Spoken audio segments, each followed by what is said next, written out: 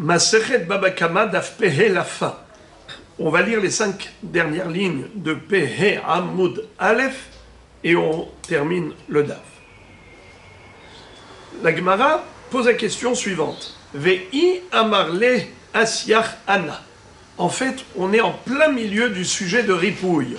Ripouille, ce sont les frais médicaux que l'agresseur doit reverser à l'agressé. Ça fait partie des 5 indemnités. Nezek, Tsara, Ripouille, Shevet, Bochet. Donc il doit lui payer les soins. Puisqu'il a agressé physiquement, il a envoyé à l'hôpital. C'est qui va payer les frais médicaux? C'est l'agresseur. Maintenant, la question se pose, quel est le din si jamais l'agresseur était lui-même un médecin, un docteur qui s'est emporté et il a agressé son prochain, et maintenant il a regretté, il lui demande pardon, il dit voilà, au lieu de vous payer les frais médicaux, venez à mon cabinet et je vous soigne. Est-ce que l'agressé est obligé d'accepter cette proposition? Et comme ça, le docteur va s'en sortir à moindre frais, il ne va pas payer du tout, quoi que ce soit, il va juste le soigner. Ou bien est-ce que l'agressé peut refuser la proposition de ce docteur agresseur? La Gemara répond qu'en effet, il peut refuser. Amarle damit alay ke arié arva. Il peut refuser en prétendant qu'il n'accepte pas de sa part un traitement médical. Il lui dit, toi tu m'as agressé physiquement, je te considère comme une bête sauvage. Pour moi, tu es un lion qui guettait sa proie. Est-ce que tu crois que psychologiquement, je peux accepter de ta part un traitement médical? Pour moi, je n'aurai aucun apaisement. Je ne te fais pas confiance. Je ne suis pas en confiance. Or, pour qu'une personne puisse guérir, il faut déjà que mentalement, elle soit apaisée. Il faut qu'elle se sente en confiance au moment du traitement médical. Sinon, son corps rejette et refuse les soins, en quelque sorte. Parce que tout est dans la tête, c'est psychosomatique. Il y a un pasouk, « Veruach ish yechalkel mahaleu » l'esprit de l'homme l'aide à gérer sa maladie, à la combattre. Donc, dans ce cas où il ne se sent pas en sécurité avec ce médecin, parce que c'est lui-même qui l'a agressé, eh bien, il n'est pas obligé d'accepter. Il n'est pas obligé d'accepter, le médecin devra lui payer cash le prix des soins médicaux, c'est-à-dire l'indemnité pour les frais médicaux. Encore une autre question. Vei amarle maitina asya demegen bemagan. La Gemara pose une question très curieuse. Quel est le din si l'agresseur a un ami, un docteur, qui est son copain? Il lui dit, écoute, regarde, moi j'ai agressé ce bonhomme. Il faut que je paye maintenant le prix du ripouille, les frais médicaux. Est-ce que tu peux me rendre service? Tu vas le soigner. Comme ça, tu m'épargnes, tu me permets une économie. Je vais éviter de payer le ripouille. Est-ce que l'agressé est obligé d'accepter cette proposition ou bien il peut refuser? La Gemara dit qu'il peut refuser. Pourquoi? Amarle, Asya, de Megen, de Magan, Magan Chavé. Il y a ici un jeu de mots. Megen et Magan. Magan en araméen, c'est gratuit. Megen en hébreu, c'est défendre. Magen Avraham. Melech Ozer ou Moshiach ou Magen. Le Kadosh Baruch Hu, il est Megen Alen. Alors, si on traduit comme ça en hébreu, Megen et Magan en araméen, Megen c'est défendre, donc soigner, Magan c'est gratuitement. Un médecin qui soigne gratuitement, son traitement médical ne vaut rien. Ça veut dire un traitement médical qui est gratuit, alors le résultat aussi est gratuit. Un médecin s'investit, n'importe quel professionnel s'investit dans son travail par rapport à l'argent qu'il va toucher. Personne ne travaille que par idéologie. Les docteurs, ils ne se sont pas investis dans ce domaine que par amour des gens. c'est aussi en tant que parnassa. Alors, quelqu'un, pour qu'il s'investisse vraiment avec conscience professionnelle, il faut qu'il soit stimulé, motivé par son gagne-pain, par son bénéfice. Alors, s'il lui dit, écoute, moi j'ai quelqu'un qui peut te soigner gratuitement, et comme ça je vais économiser de l'argent, est-ce que l'agresseur peut imposer à l'agressé un traitement gratuit? Qu'est-ce que tu veux? Guérir? Pourquoi tu veux que je te paye cash pour les frais médicaux? Si tu as besoin d'être soigné, je t'amène un médecin. C'est mon ami, c'est mon frère, c'est mon cousin. Il est prêt à te soigner gratuitement. Alors a priori, pourquoi pas? L'agressé devrait être obligé d'accepter cette proposition. Réponse, non. Il n'est pas obligé d'accepter. Car il peut lui dire, tu m'amènes un médecin gratuit vaut 0. Car à partir du moment où il sait qu'il ne va pas être payé, il ne va pas s'investir correctement et sérieusement dans mon traitement médical. Il va faire les choses superficiellement, juste pour te faire plaisir. Mais il ne va pas me traiter de fond en comble. C'est la raison pour laquelle il peut refuser. En araméen, Assia, un docteur, des Megen, qui est Megen, c'est-à-dire qui défend, qui soigne, Bemagan, gratuitement, Magan Chavé, il vaut gratuit, c'est-à-dire il vaut rien. Mais il y a ceux qui ne disent pas comme ça, Megen Bemagan. Il y a ceux qui disent comme ça, Assia Bemagan ou Assia Demagan, Magan Chavé. C'est-à-dire un médecin gratuit, il vaut gratuit. Sans le mot Megen, ou bien même ceux qui ponctuent Assia Demagan, Bemagan, Magan Chavé. Le premier mot, ils ne traduisent pas en hébreu, Megen, comme je dis Magen David, Magen Abraham. Ils traduisent Magan gratuit. Ouais, un docteur qui exerce gratuitement, eh bien, son traitement, il est gratuit, c'est-à-dire il vaut rien. Bon, d'une manière ou d'une autre, dans la Guersa du Rif, il n'y a pas deux fois le mot Megen, des Megen Magan. Il n'y a que Assia, des Magan, Magan Chavé, c'est tout. Mais moi, si on garde cette version que nous avons dans les Gemarot, alors je préfère traduire le mot des Megen, des Magan. Megen en hébreu et Magan en araméen. Megen, Magan, c'est un jeu de mots. Des Megen, Bemagan, Magan Chavé. Alors, bon. Magan Chavé, c'est-à-dire que ça va. Non, il vaut 0. Il vaut 0. Pourquoi Magan Chavé? Magan Chavé, gratuit il vaut. Si on entend comme vous dites. Vei amar maitin alach asya rehika. Encore une autre proposition que fait l'agresseur à l'agressé. Il lui dit, écoute, j'ai un médecin qui, par exemple, me fait un prix. D'accord? Il me fait comme une petite économie. Mais il habite loin. Je vais aller le chercher. D'accord? Je vais le chercher. Eh bien, est-ce que l'agressé est obligé d'accepter? Réponse, non.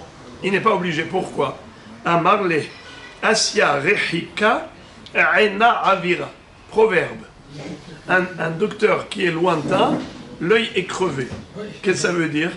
Il est capable de te crever l'œil et il n'en a rien à faire. Pourquoi? Comme il habite loin, il ne va pas se faire une mauvaise réputation là où il habite. Ça veut dire que ici il est de passage. Mais lui, il exerce en Australie. Ce qui fait que quand il est de passage ici, il n'en a rien à faire comment on appelle ça, des répercussions, des erreurs qu'il va faire sur le plan médical. Il n'a pas peur des effets secondaires, étant donné que, de toutes les façons, il n'est pas là pour payer les pots cassés. Maintenant, la Gemara nous dit Ve'i amar le he'ach, havli le didi, ve'ana masina nafshay. Jusqu'ici, on a parlé des propositions faites par l'agresseur à l'agressé. Maintenant, la Gemara va poser des questions par rapport à des propositions faites de l'agressé à l'agresseur.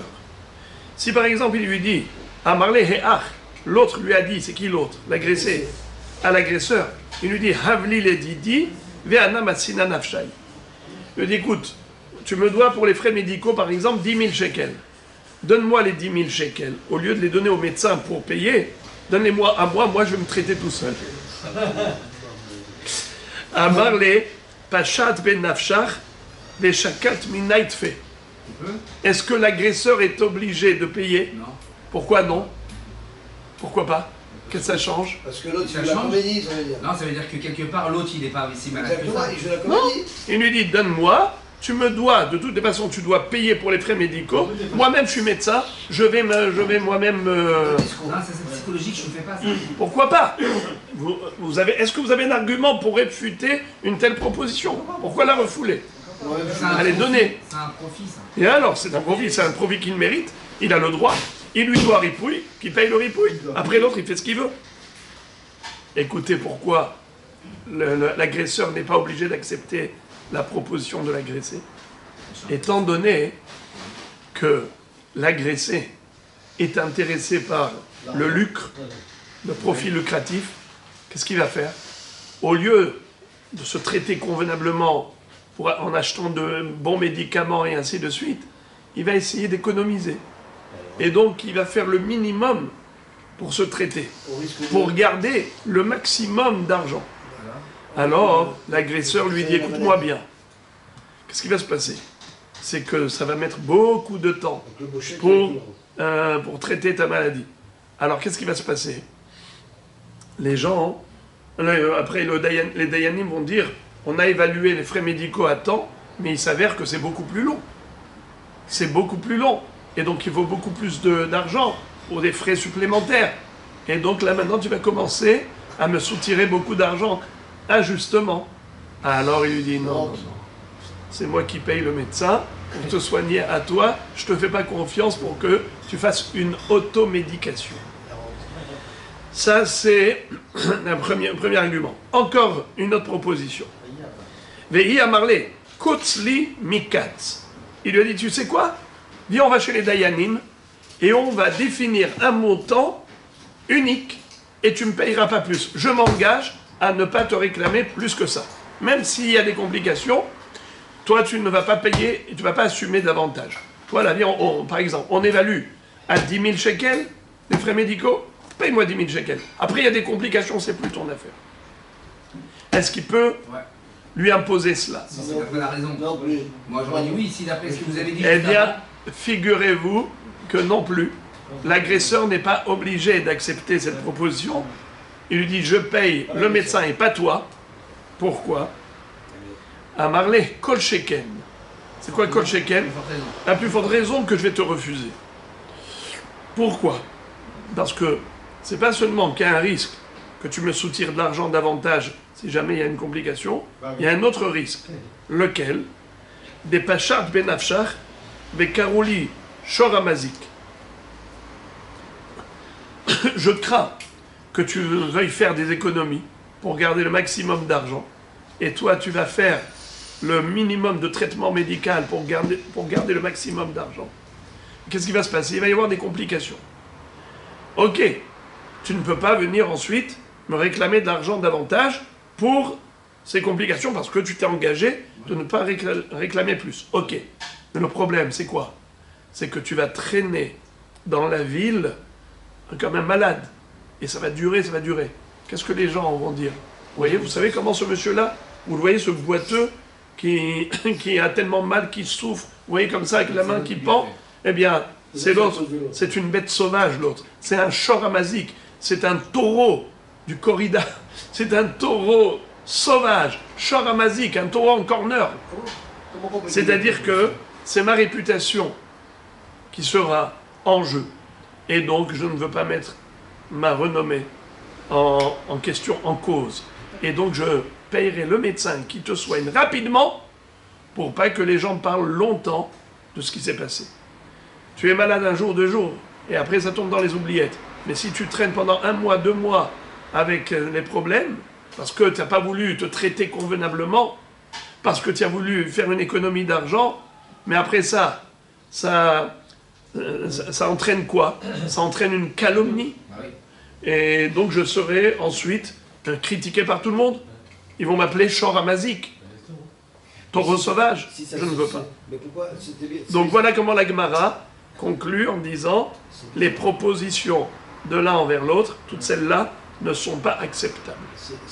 La Gemara cite une braïta, Tana, Vechulan mishtalemin bemakom nezek. C'est-à-dire, les 4 indemnités peuvent être associées au nezek. C'est-à-dire, nezek, tsar, ripouille, shevet, bochet, ça peut arriver concomitamment. C'est-à-dire qu'on aurait pu penser que si on paye le nezek, alors on n'a pas besoin de payer ripouille, tsar, shevet et bochet.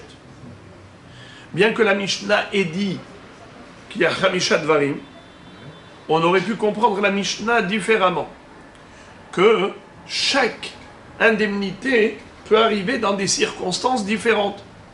Mais pas forcément les 5 en même temps. On pourrait avoir une situation où on paye que le nezek, parfois que le tsar, parfois que ça.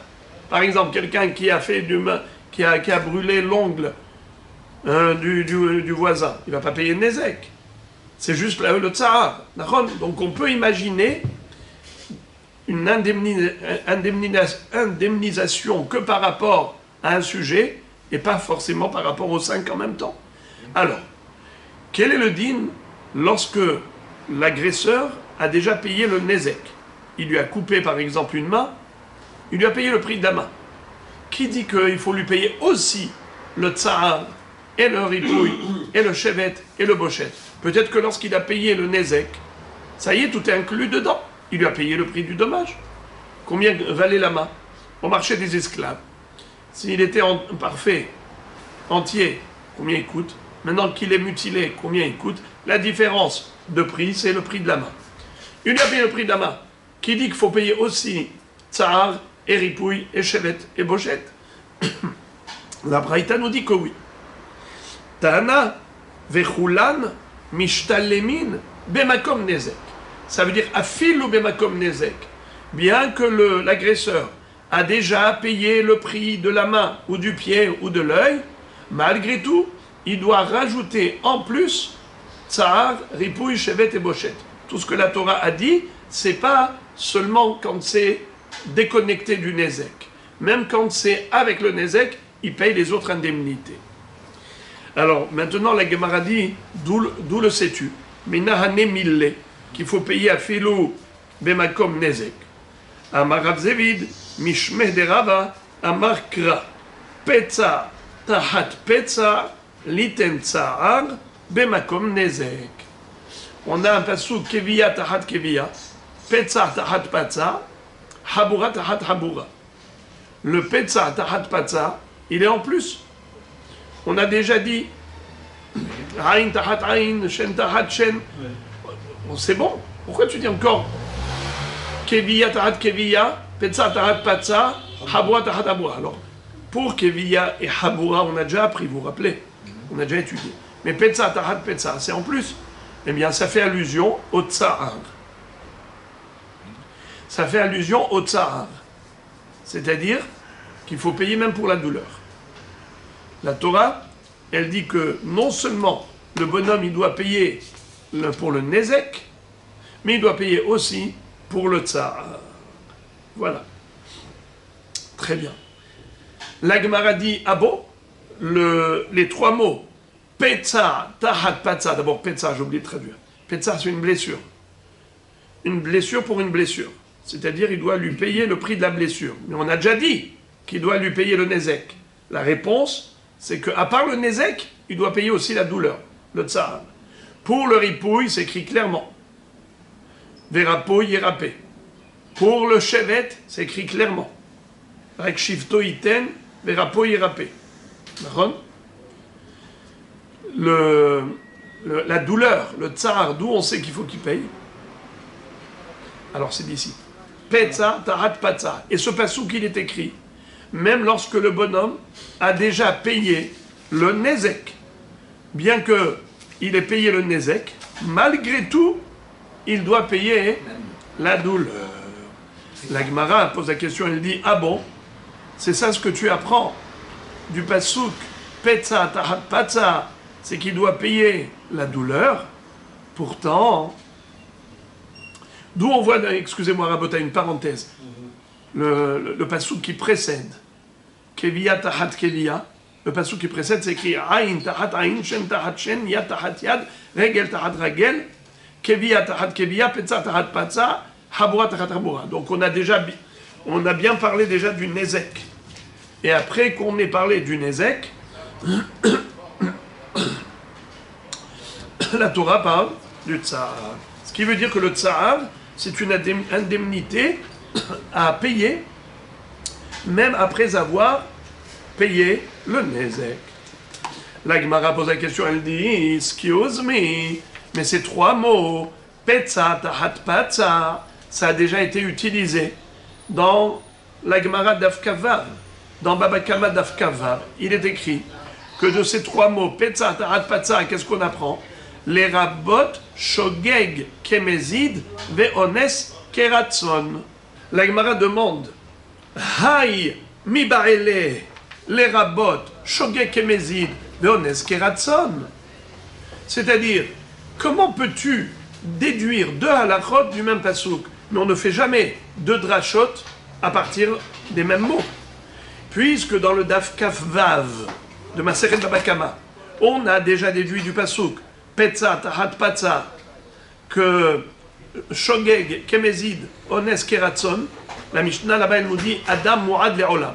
Un homme est toujours considéré responsable par rapport à un dégât qu'il a commis. Un homme qui a causé un préjudice, il ne peut pas se réfugier derrière le prétexte « je n'ai pas fait exprès ». Un homme est averti. Un homme averti en vaut deux. C'est-à-dire Adam Mu'ad Le'olam. Un homme est toujours considéré averti. Qu'il fasse exprès ou pas exprès, ça ne change pas. Shogeg, Kemezid, Ones, Keratson. Adam Mu'ad Le'olam. Ben Er, Ben Yashen, qu'il soit réveillé ou endormi, il est coupable. Il est tenu coupable. Parce qu'un homme doit être responsable de ce qu'il fait. Alors ça, on l'a appris de quoi? Du fait que la Torah est écrite a priori sans aucune utilité. Ces trois mots, Petza, Tahat, Petza. On a déjà écrit Ain Tahat Ain, Shen Tahat Shen, Ya Tahat Yad, Regel Tahat Regel, Kevia Tahat Kevia, Habura Tahat Habura. Pourquoi tu as écrit Petza, Tahat, Petza? C'est pour nous enseigner la halakha de Adam Mu'ad Le'olam, Ben Shogeg, Ben Mezid. Alors, voilà, c'est déjà occupé. Ce passouk, il est déjà exploité. Comment tu peux apprendre aussi le din de Tsa'ar, de Makom Nezek? À quoi il sert Petza, Tahat, Petza? Pour nous dire que même s'il a payé le Nezek, il doit payer aussi le Tsa'ar. Mais tu ne peux pas déduire du même passouk, Petza, Tahat, Petza, les deux halachot, que Shogeg et Mezid, et aussi qu'il faut payer Tsa'ar Makom Nezek. La Gemara répond, Inken, Nichtovkra, Petza, Be Petza. Maï Petza Tahat Patza, Shma Minatarte. Si la Torah voulait nous enseigner qu'une seule halakha, à savoir Shogeg Kemezid, Adam Mu'ad Le'olam, alors, elle aurait écrit que Petza Befetza, sans le mot Tahat. Le mot Tahat, on aurait pu l'économiser. Pourquoi la Torah a écrit un mot en plus? C'est pour faire allusion à une autre halakha, le Tsa'ar. Que même si on paye Nezek, il faut payer aussi pour la douleur. Shema Minatarte. Donc on déduit de ces trois mots, Petza, Tahat, Patza, les deux choses. Rav Papa Mishme de Rava Amar, Amar Kra Verapo Yerape, Liten Refoua Bemakom Nezek. Rav Papa, au nom de Rava, nous dit que d'où on apprend qu'il faut payer pas seulement le Nezek, mais même la Refoua avec le Nezek, c'est-à-dire, précédemment, on a déjà démontré qu'il faut payer le Tsa'ar avec le Nezek. Et automatiquement, puisqu'on a appris pour le Tsa'ar, eh bien ce sera pareil pour le Ripouille, pour le Chevet, pour le Bochet.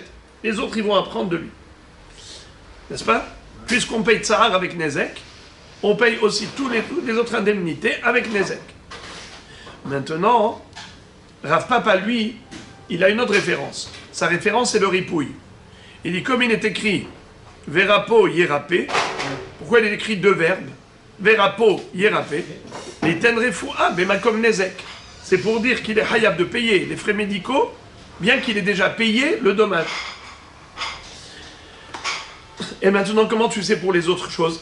Tsa'ar, Ripou, Tsa'ar, Chevet, Bochet. D'où tu sais qu'il faut payer avec le Nezek? Eh bien, par comparaison avec Ripouille.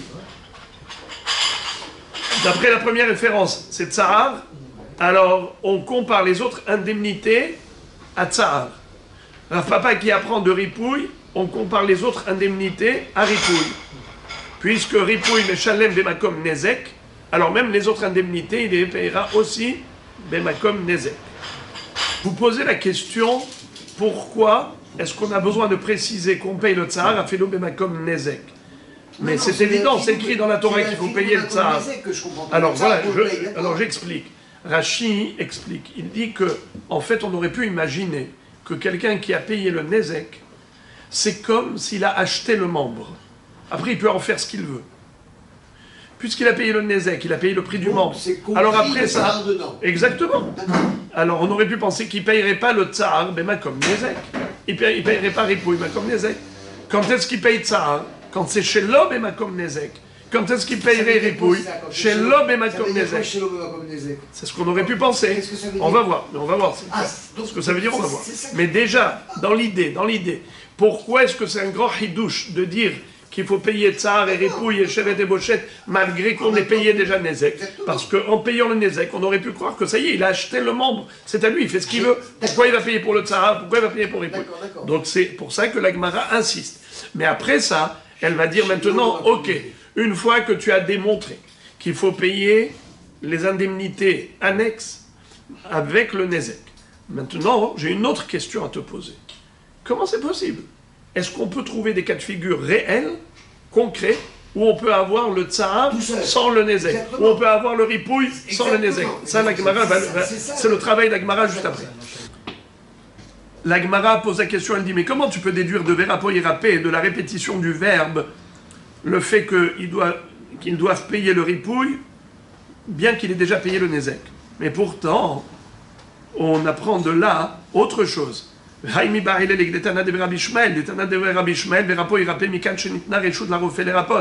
avait déjà vu ça. Rabbi Ishmael déduisait de verapo irapé que le docteur a le droit de soigner un malade, bien que la maladie ait été envoyée par Hachem. Et on aurait pu penser qu'on n'a pas le droit d'aller contre Hachem et de soigner un malade. C'est pour ça qu'on te dit non. Nitna reshut la refait les rapports. Verapo irapé. Il faut se soigner. Et Tosfot disait pourquoi deux fois, que ce soit une maladie qui vienne du ciel ou une maladie qui vienne d'un homme. Dans tous les cas de figure, il faut soigner. Alors tu vois que le passouk il est déjà exploité. La répétition de verapo irapé, c'est déjà exploité pour nous dire que nitna reshut la refait les rapports. Comment tu peux déduire de là ripouille bemakom nezek? La Gemara dit imken nirtov kra verofé yerapé. Shmamina niten refoa bemakom nezek. Si c'était juste pour nous enseigner le inyan, que le docteur il a le droit de soigner, alors on aurait écrit verofé yerapé. Pourquoi il écrit verapo yerapé? C'est pour faire allusion qu'on paye refoa à filumakom nezek. La Gemara pose encore la question, elle dit ve'arte mi ba'elelek de amran le mitnebe kra beripouille. C'est-à-dire, on a déjà appris dans le Hamoud précédent, rappelez-vous, que si jamais il y avait des tzmahim, une dégénérescence, alors c'est sûr qu'il doit assumer. Il y a eu des tzmahim, il doit assumer, même si c'est des effets secondaires, même si c'est arrivé en second plan, même si c'était après guérison, malgré tout, il doit payer une deuxième fois pour soigner les tzmahim, les lésions qui ont été déclenchées par cela. Alors c'est pour ça que la Torah elle a répété deux fois verapo irapé pour dire qu'il paye deux fois. Alors comment tu peux déduire de là encore autre chose pour dire afilo bemakom nezek? La Gemara répond imken nimakra rapo rapo o yerapé yerapé mai verapo yerapé shma mina litan refoua makom nezek. C'est-à-dire que si la Torah voulait juste nous dire deux fois qu'il paye deux fois, elle aurait écrit le même terme. Rapo, rapo, ou bien yerapé, yerapé. Mais du fait qu'elle ait changé la conjugaison, c'est pour faire allusion aussi à l'autre enseignement, à savoir ripouille, bemakom nezek. La Gemara dit, ok, de tout ce que tu viens de m'enseigner, à chaque fois que tu as insisté en prétendant qu'on paye le ripouille, le tsahar, le chevet, le bochette, bien qu'on ait déjà payé le nezek, sous-entendu qu'il peut exister des cas concrets où on pourrait avoir le tsahar, ou le bochette, ou le ripouille, ou le chevet, même sans qu'il y ait nezek. puisque tu me dis afilouba comme Nézek, ça veut dire que ça peut exister même sans Nézek. Comment est-ce possible concrètement? Alors la Gemara va nous donner les cas de figure. Elle va dire comme ça. Comment tu peux trouver? Alors réponse, Tsahar, qui est des katané. Tsahar, qui va au bishfoud au bemasmer, afilouba tsiporno, comme chez nous, c'est habura.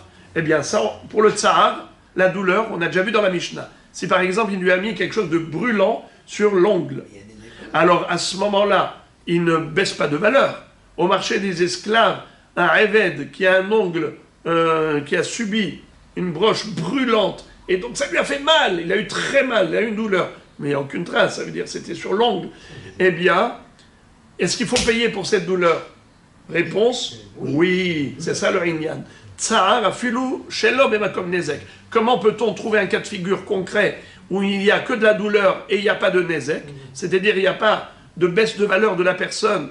C'est pas comme dans le cas où il lui a coupé une main ou un pied ou crevé un œil.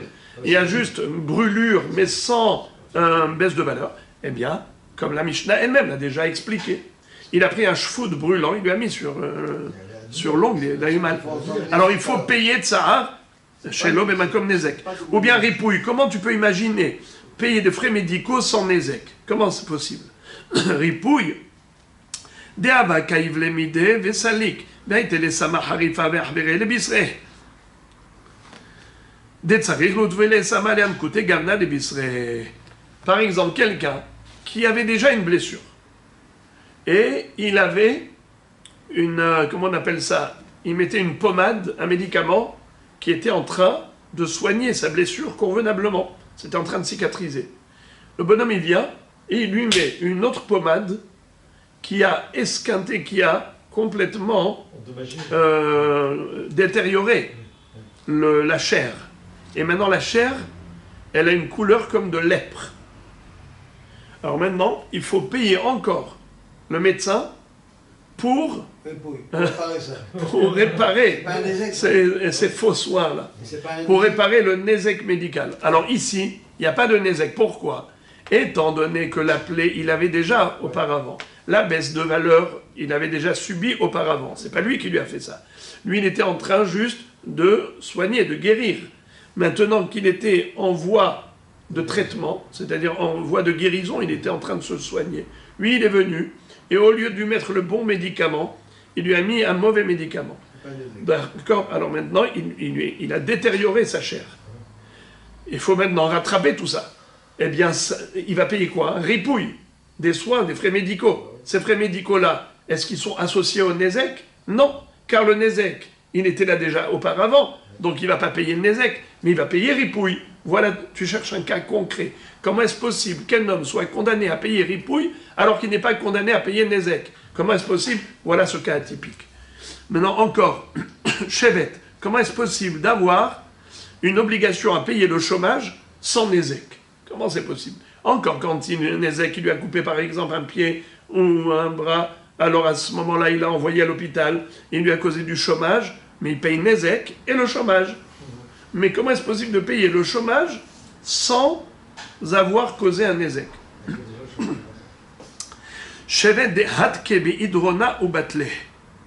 Il l'a enfermé dans une chambre et il l'a mis en prison. Il l'a mis comme ça dans une pièce, il a fermé, il a pris la clé avec lui, il l'a laissé là-bas pendant une semaine. Non, mais il y avait des boîtes de thon et des crackers. Donc il n'est pas mort, ni de faim ni de soif. Mais il n'a pas pu travailler. Il a perdu tout son salaire. Donc il a mis au chômage.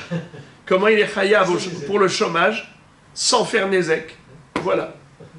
Là, il paye que le chevet, puisqu'il n'y a pas eu de Nézek. C'est-à-dire que le terme Nézek, il s'approprie le terme à ce moment-là de chômage et de... C'est ça le Nézek lui-même? Non. Ici, il lui a juste causé le chômage. Et donc, il payera que pour le chômage.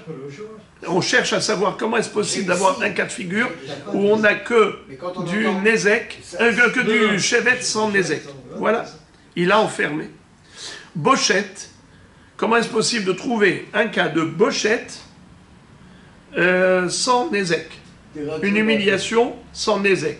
Alors, il ne s'agit pas d'un préjudice moral qui est juste verbal. Par exemple, quelqu'un qui a insulté l'autre, il l'a humilié verbalement, ça n'entraîne pas de condamnation minatora. Après les Hakramim, ils ont fait des Knassot. Mais Minatora, ça ne rentre pas dans le cadre de Bochette. Pourquoi? Parce que c'est pas passé par le physique. C'est une humiliation qui était juste verbale. Il n'y a pas de Hayouf de la Torah. Quand est-ce que la Torah condamne à payer pour la honte? C'est lorsque c'était physique. Comment? Par exemple, il lui a craché à la figure. Là, ça atteint physiquement son visage. Eh bien là, cette honte qu'il lui a faite, au travers du crachat, et le postillon a atteint son corps, là, il devra lui payer Bochette. Est-ce qu'il a baissé de valeur? Non. Tu vas au marché des esclaves, est-ce que ce bonhomme qui s'est fait cracher à la figure, il coûte moins cher? Pas du tout. Donc voilà comment est-ce possible d'avoir une condamnation à payer Bochette indépendamment du Nézek. Shevet roim otokelu shomer kishuim. On a dit que le chômage, il paye comme si c'était un gardien de courgettes. Tano Rabanan, Shevet roim otokelu shomer kishuim. Vim tomar laktami datadin. דכי מטפח, גברה עליו אגרה דשובר קישואין הוא שקיל אלא דלת דבלה ושקיל אגרה אינמי אזיל בשליח ושקיל אגרה. Comment tu me dis que le chômage se paye en fonction d'un gardien de courgettes? C'est-à-dire il doit lui payer le salaire d'un gardien de courgettes. Mais lui, il n'était pas gardien de courgettes. Quand il va guérir, qu'est-ce qu'il va devenir? Par exemple, un puiseur d'eau, il gagne beaucoup plus qu'un gardien de courgettes. Ou bien il fait porteur, transporteur, un shaliach, il est porteur de courrier et ainsi de suite, de marchandises. Il gagne beaucoup plus qu'un gardien de courgettes. Alors pourquoi on nous a dit qu'il ne paye que le prix de gardien de courgettes? L'acta midatadin, apparemment, la justice a été lésée. Où est la justice? C'est de l'injustice. Réponse, midatadin lo l'acta. La justice n'a pas été lésée. Car il lui a déjà payé le prix de la main, le prix du pied. Étant donné qu'il a déjà payé le Nézek, alors maintenant, c'est quoi le Nézek? C'est le prix en tant qu'esclave. Un esclave, c'est quelqu'un qui travaille. Donc là, comment tu fais pour évaluer le prix du Nézek? C'est justement par rapport au travail. Donc il lui a déjà payé le prix du travail, puisqu'on a pris en considération un rêvet pareil qui travaillait chez Cartier ou chez IBM, combien il touchait. Donc on a déjà vu. Il a déjà payé pour ça. Donc maintenant, qu'est-ce qu'il a fait? C'est que pendant la période d'alitement à l'hôpital ou chez lui, eh bien, il ne pouvait pas travailler, même pas en tant que gardien de Kishouim. C'est ça qu'il doit lui payer.